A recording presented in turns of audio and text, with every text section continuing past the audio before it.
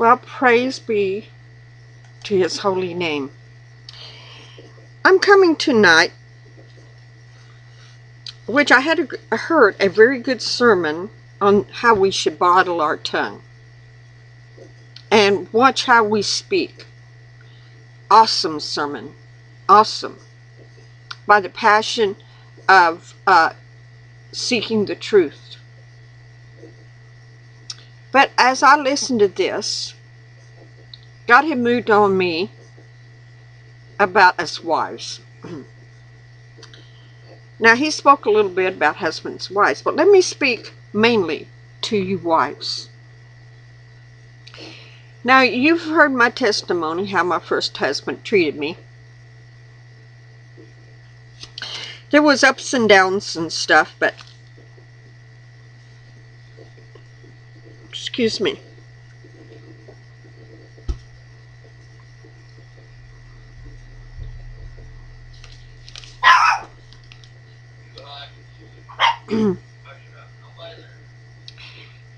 Many of us women, when we were younger, married whomever come in our life.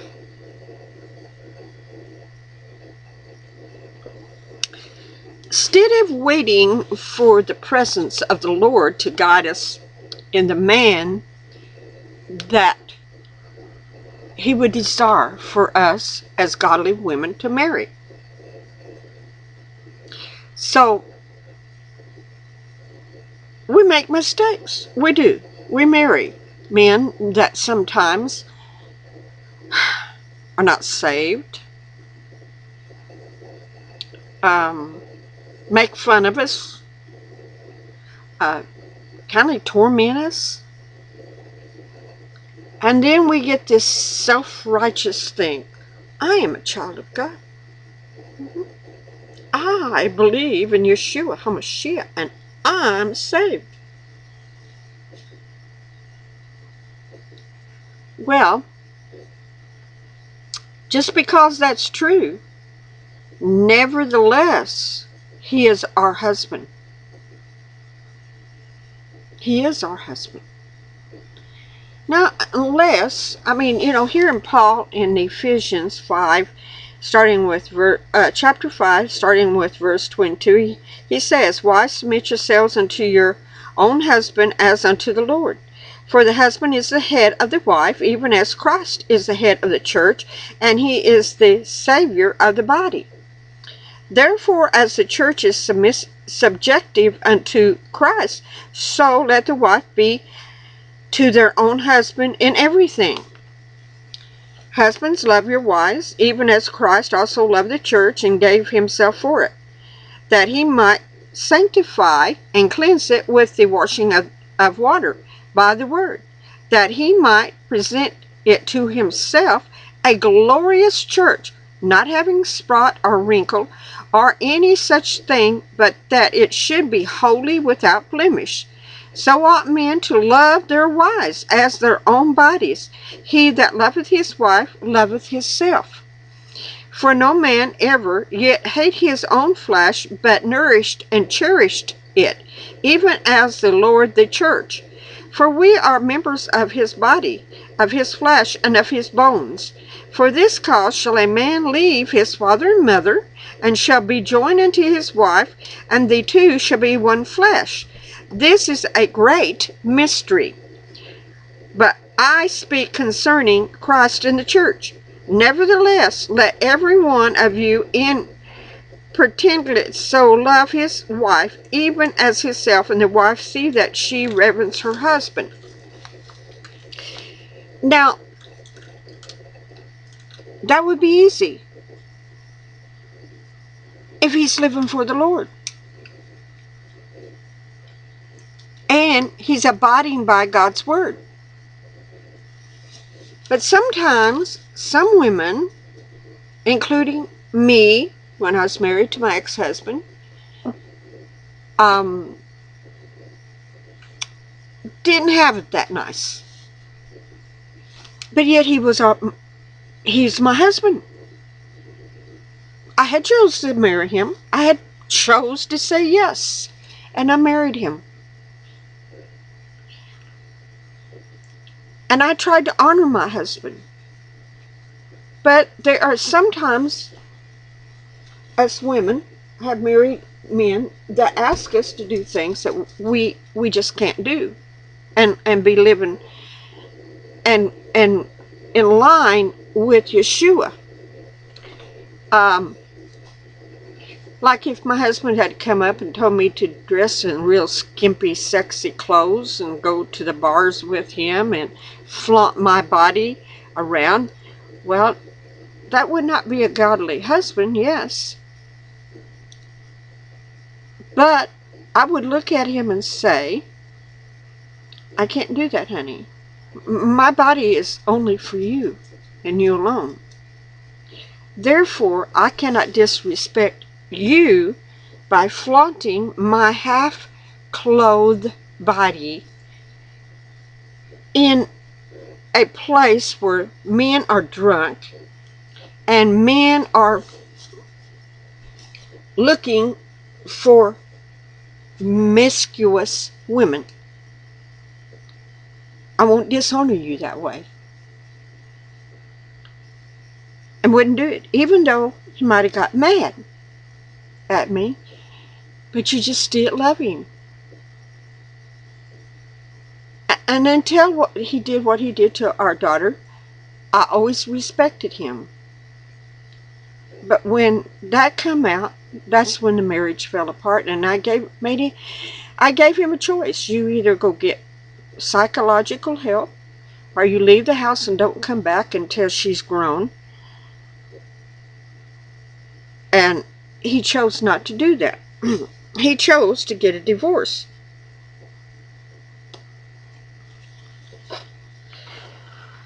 Because he was not saved. And of course, Paul talks about that, in marriage, about a man that, let's see if I can find it.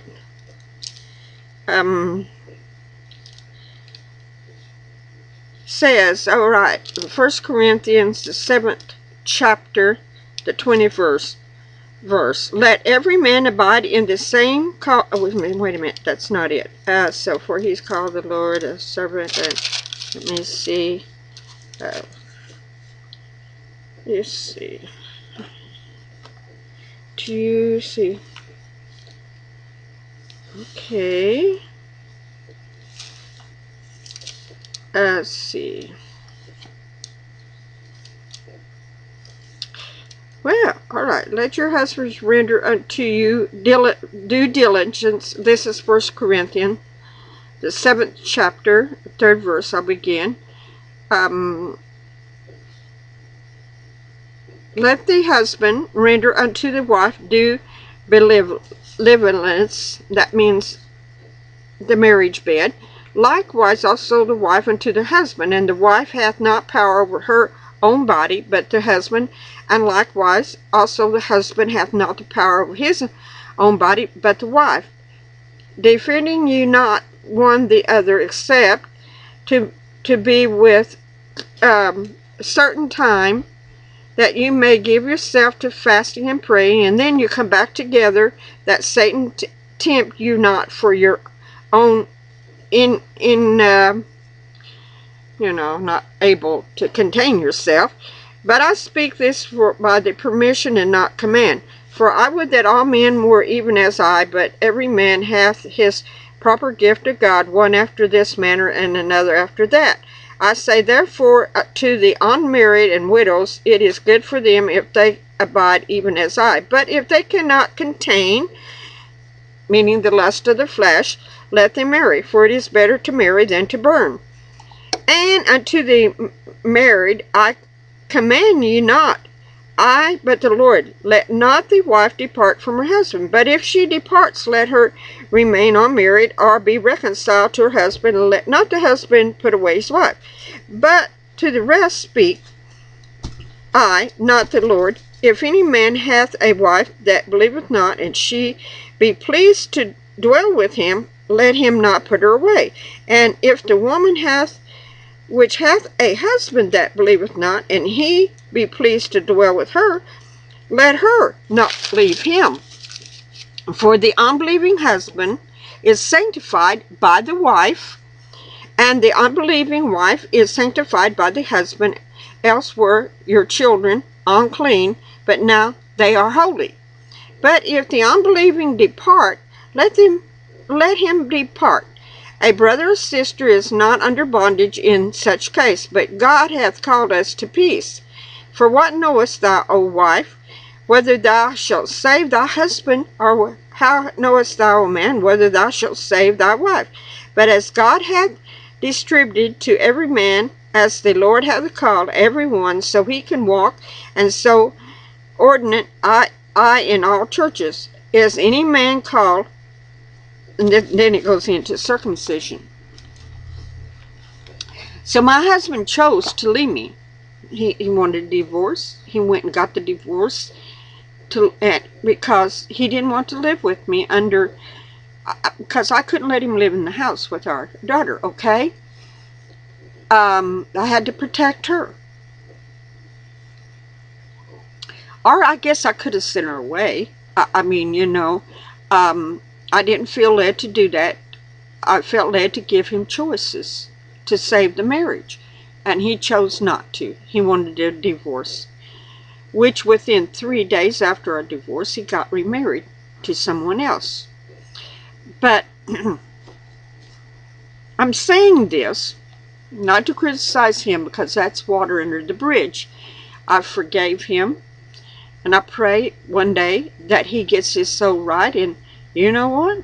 We got the heavens big enough for both of us. I have no animosity for him anymore.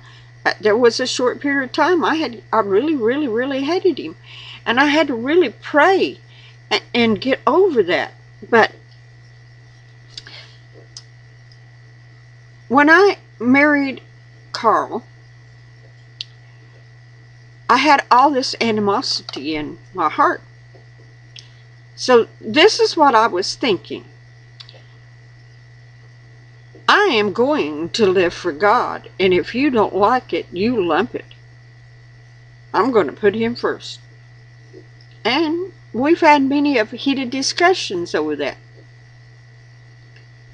He would say something to me when I'd go out on a mission trip or something, and it would kind of like be a flashback to what happened before, and I'd be up in his face, boy. I mean, I'm telling you, I am a minister, and I'm called by God, and I'm going to do this whether you like it or not. And if you don't like it, you know where the door is. And, really getting in his face and being arrogant about it. Well, women, guess what? I had to learn to repent and ask for forgiveness, and ask my husband to forgive me too. Because I was bringing all that baggage and anger and malice from what happened previously into what was going on now. And all of a sudden, I realized I can't do that. One, that is not godly. It really isn't. I was hindering my husband. I mean, me acting like this, with this attitude of, righteousness, indignation. Why would he ever want to get saved? Why would he ever want to come and give his heart to Yeshua? Why? If I was acting like that, what did he see in me? All he seen was hate and bitterness and anger, and just ready to pick a fight with him over the word and over God and over Yeshua, and you believe it my way, and my way is the only way, and if you don't believe it my way, then there's the highway, and and I wasn't acting at all with godly love. Come here, baby. Come here. Come on. Come on. Here's your baby. My little puppy. So how was I representing Yeshua in my home to my husband? And then I would cry and plead and ask God to save him.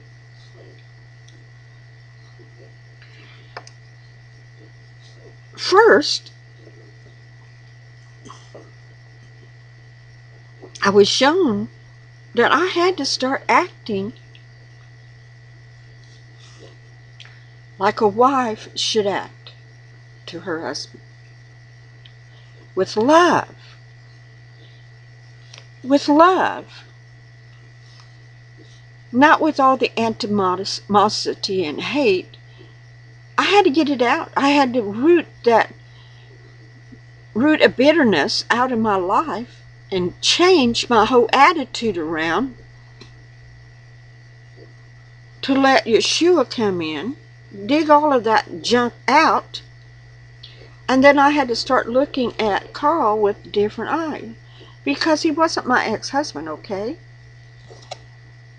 He would never ever do anything that would hurt a child.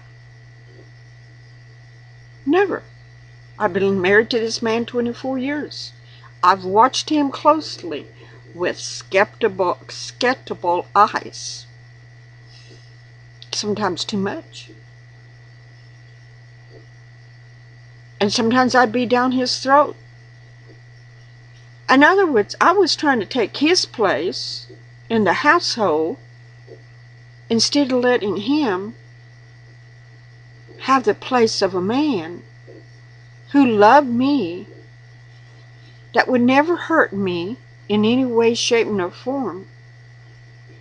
But I had all these barriers built up, one right on another. You can go that far, but don't you come any closer, because I'll fight back. I'll bite.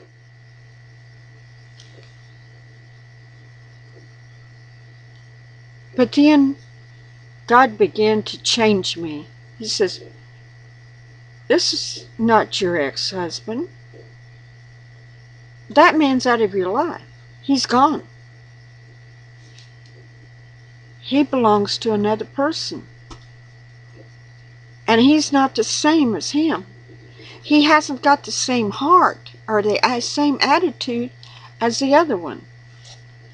Why do you keep judging and condemning him for what the other one did, which is gone? He's been removed from your life.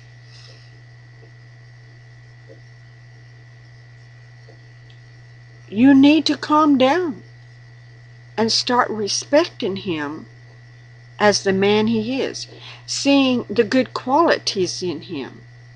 What does he do that the other one doesn't do? Well, I got to thinking.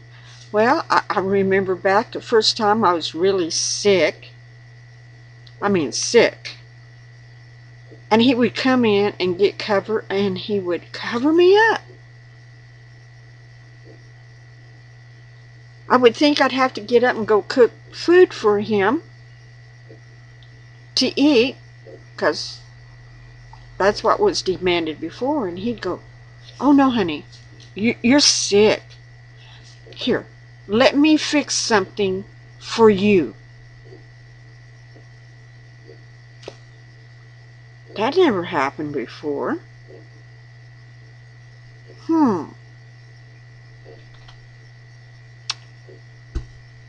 When I needed something, and he saw I needed it, he'd go out and get it. He would sacrifice his last dime to get what I needed, instead of spending it out on himself. And I went, what? That didn't happen before. And sometimes we'd be sitting there and we'd be watching TV and it'd be quiet and we'd just be watching a program, and all of a sudden he'd look over there at me and he'd be staring at me and looking at me, and he'd go, "You know, I love you so much." And then he'd go back watching TV and I'm going, "Huh? What? What did you say?" "Oh, I love you so much. I don't know what I'd do without you in my life." And then he'd just go back watching TV and I'm like, "What? Never heard that before." And you know, and God, Yahweh started playing all of this stuff over in my mind. The qualities that my husband had and has. If I'm sick, you know, it's like, you're not going to get out of bed and you're not going to do anything. And he keeps coming in, and if I'm really sick and I'm sleeping in the daytime, you know, like when I had the flu, every so often, I knew when he'd come in and check on me and make sure I was all right. That didn't happen before. And I got to thinking, you know what? No, he's not perfect. Honestly, I don't think there is a perfect man out there. So, honey, if you're looking for a perfect man, well, maybe you need to just stay single. Because there are not any real perfect men out there, because they're human beings. Oh, guess what? Let me tell you a secret. You're a human being too. You've got faults also. Just like I had. Sometimes I have looked back on it and I've wondered, why did he stay with me? Why did he put up with my nonsense? Why did he just keep loving me? And taking it. So I said, Lord, you know what? You need to change me. You need to straighten me up and change me, that I will have so much love for him, wanting to please him and honor him in ways that I had never done before, because I had been filled up with all this anger and bitterness, and I wanted to punish him for what the other did. And he didn't have nothing to do with it.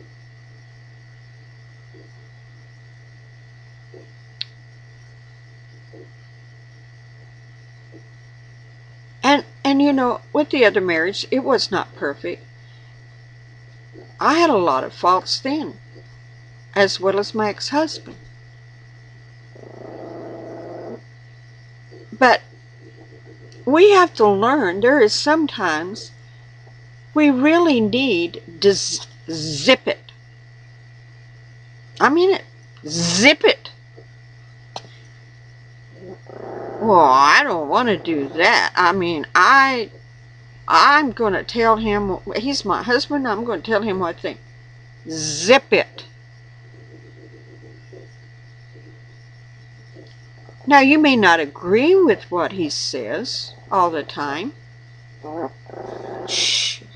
Hush, baby. It's me, baby. Paco. He's ticked off. He's trying to go to sleep.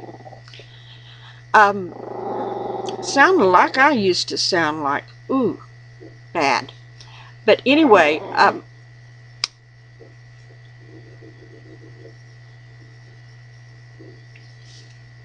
I had to learn how. What? Come here. I had to learn to put me aside and what happened in the past, Come on, come on. And let him come into my heart without fear. Oh, yes. Yeah, I'm telling you. Behave. Yes. He got hurt. He got his jaw broke, and they had to work together, and you know. And you know how it is when you got a broken bone. It hurts, don't it? Well, it hurts him too. But it's okay, baby. I had to learn to forgive my ex-husband for my own soul's sake, but for the sanity of my husband that I have right now. And I truly believe that God brought Carl into my life. Oh, that's all right. The other puppies behind didn't like that. But I had to learn to let him in to my heart.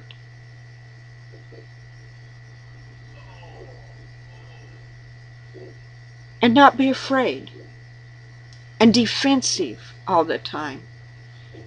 And when he would ask me if I could help him do something, or if he went somewhere and was going somewhere, and if he'd ask me, honey, can you do this and have it ready for me when I get back, and you know, and not be offended because he asked me, his wife. I mean, who else would he ask? What, got a girlfriend along the side to come over to the house to do it for him? No. Not my husband.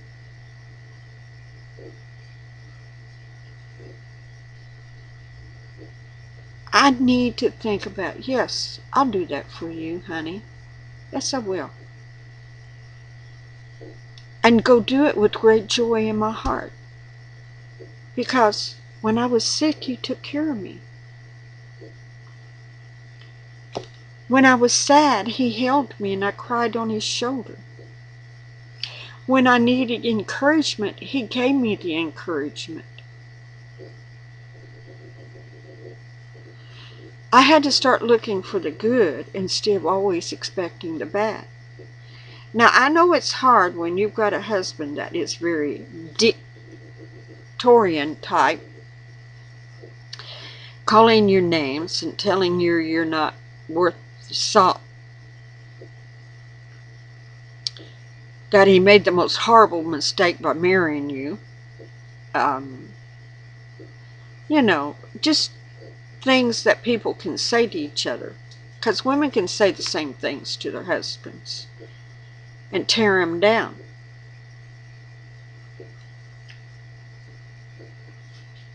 So,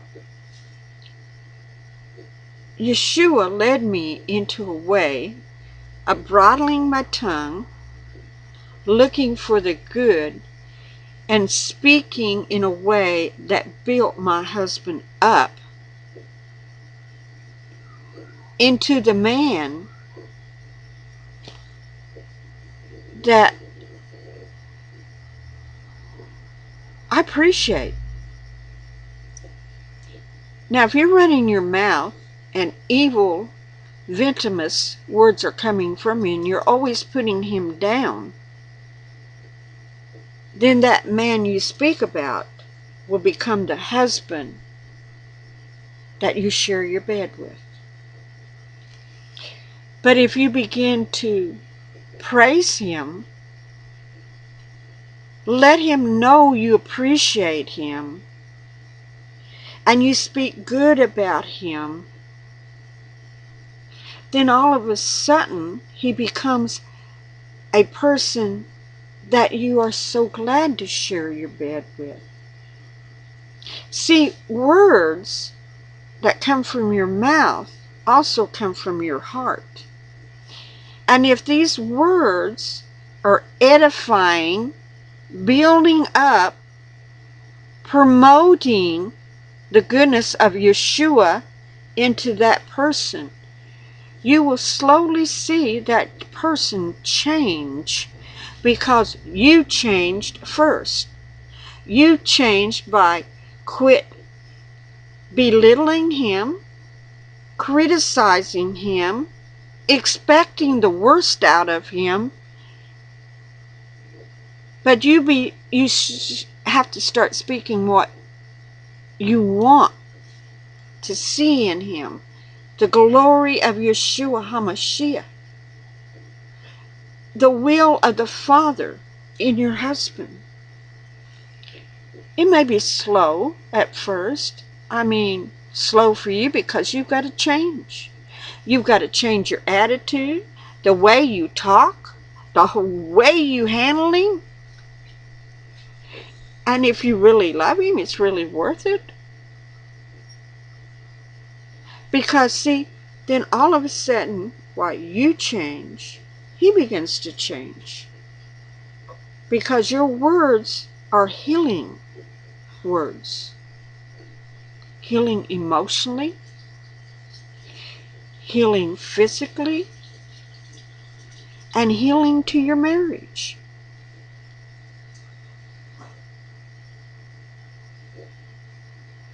See, sometimes we women do have to change. And if anybody comes up against my husband, I stand right beside him and I become furious.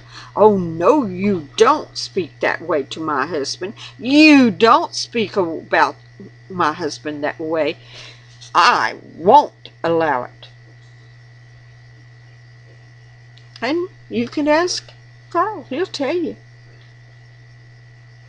I will not permit it.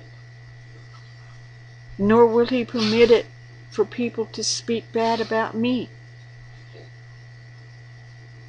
You see, I know he loves me. And he's always shown me, even when I was vindictive, bitter. The lack to a better word, all I can think of is bitchy. He loved me. He was gentle. He was tender. He was everything that I should have been to him.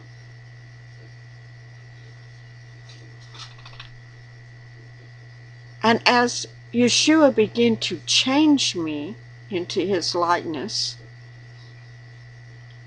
teaching me how to speak to my husband in a way that was building him up, edifying him, our marriage has become so much better.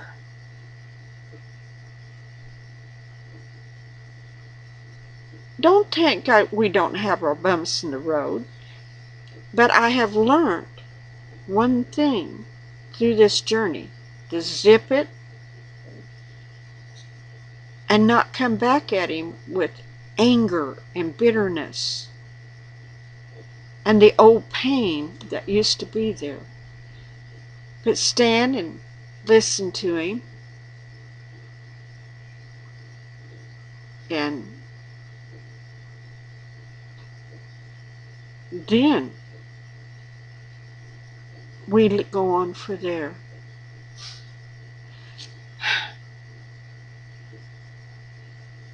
You know, marriage is well worth saving if you love the one that you're married to. And prayerfully you do. That it's well worth saving. Unless there's something really horrible wrong and he beats you all the time. I would never tell a woman to live with a man that beat her.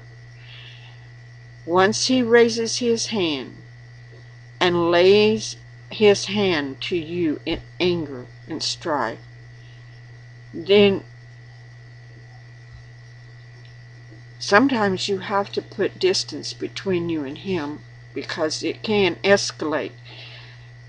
And you need to pray for him in a way that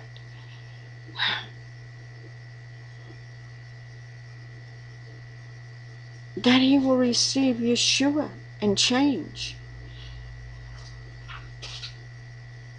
If not, then God himself may remove him out of your life. Just kind of like he did with my ex-husband. It was a hard time, that time. And I truly say, I don't know if I'd have survived it if it wasn't for, after time passed, that he brought Carl into my life to encourage me and teach me how to love again.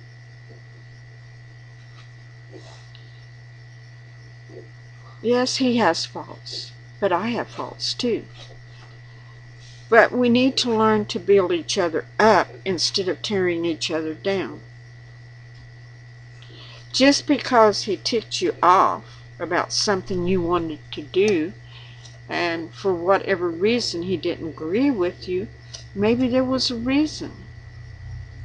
Maybe God is using him going, no, this is not good for you, honey. You shouldn't do this.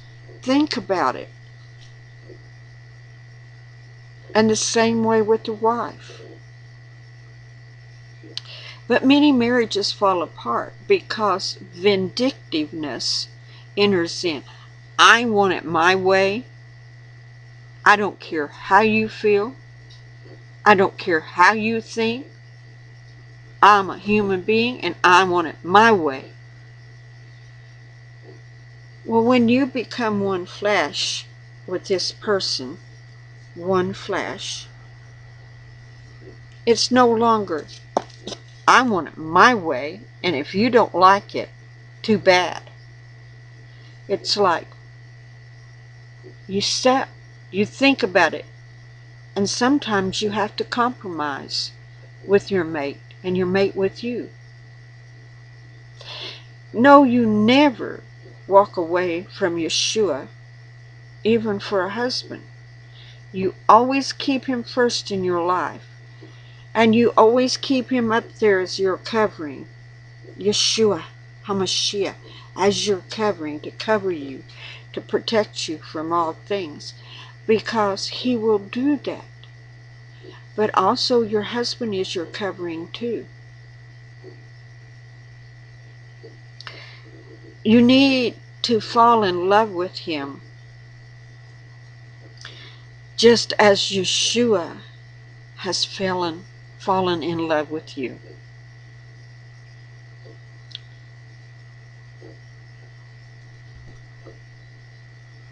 And sometimes, when he is in your face, it's hard to zip it. Because you want to say a lot of stuff back. You know, Satan is sitting there, well, tell him this. Tell him that. And when you stand there and you keep your mouth shut and he's kind of screaming at you and Satan's saying, well, you scream back at him, do this and that, and you keep your mouth shut. Don't say nothing. And you begin to pray. You begin to plead the blood of Yeshua over the situation. And you stand there and not say a word. Directly, he's going to stop and go, what's wrong with you? Are you okay? You know, because you used to scream back. If you want to change in your marriage,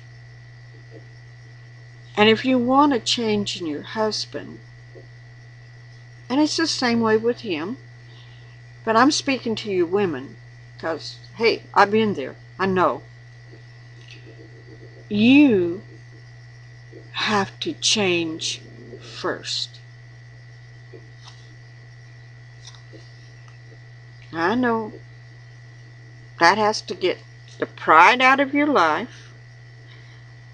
Get that bitterness and all the baggage that you brought with you. Because some of you, this could be your first marriage and you've had a dad that seemed to be the rottenest dad in the world. You know, and you're scared that he's going to turn out to be like your dad, abusive, mean, bitter. And you got all this baggage that you've got inside you, carrying along, you know. Sometimes I can almost see women being over like this because they got so much baggage. It's like, oh, I got to rest for a minute. Whew, I got so much baggage back there.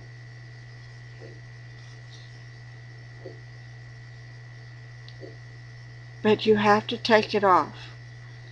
You know, get that stuff off and set it over there and get it away from you. And begin to pray for your husband. Change this in here, which is hard. I know, I've had to go through it. I had to change me. And then I begin to see Carl change. Because I changed. I begin to become the wife that he wanted in the first place. The one that could, when he was down, that would go over there and take him in my arms and tell him how much I love him. Tell him, I'm here, honey, for you. If you need to talk about it, I don't care what it is, talk to me about it. And sit and listen to him as he tells you, gets it all out. Maybe it's something that happened in his family. Maybe he's been to war like my husband. He's been to Vietnam. He's a Vietnam vet. He's not going to tell you all the details. I mean, believe me, and you don't want to know them. Being honest with you. There's things that they have gone through if they're veterans that you really, really, really don't want to know. But they need to talk to you that they're frustrated and they're hurt and all of this stuff, and there's some things over there that happen. I might not could tell you about it, but they happen and they bother my dreams, they bother me, and you just sit there and go, honey, I'm here for you. I love you no matter what. I love you.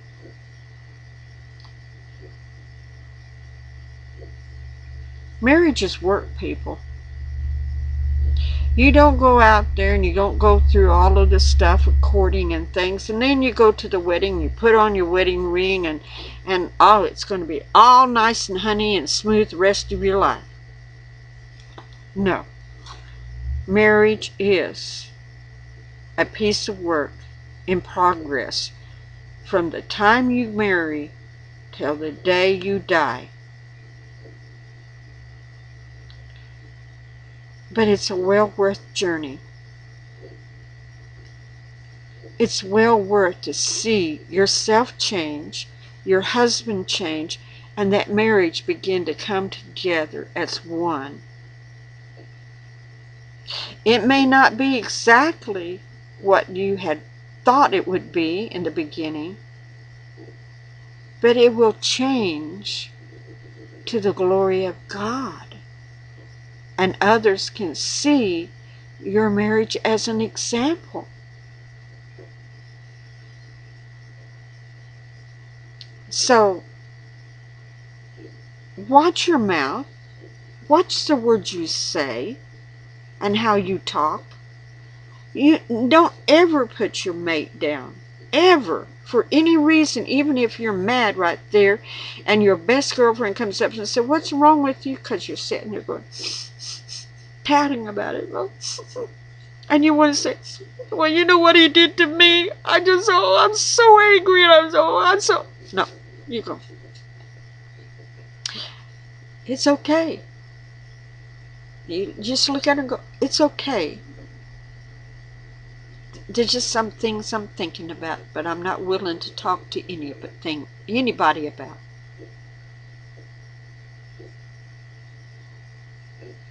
Never ever give your mate down. You always build them up. You always speak about them in the way that you pray. If they're not there yet, you pray that they will be. You're trying to release those words of life into him. That's what you need to do. Speak words of life into your husband instead of putting him down.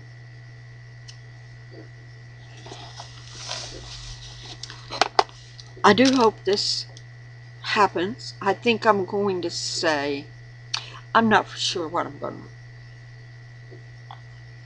Maybe I'm just going to title this Marriage, period. Short, sweet, and to the point. And bless you.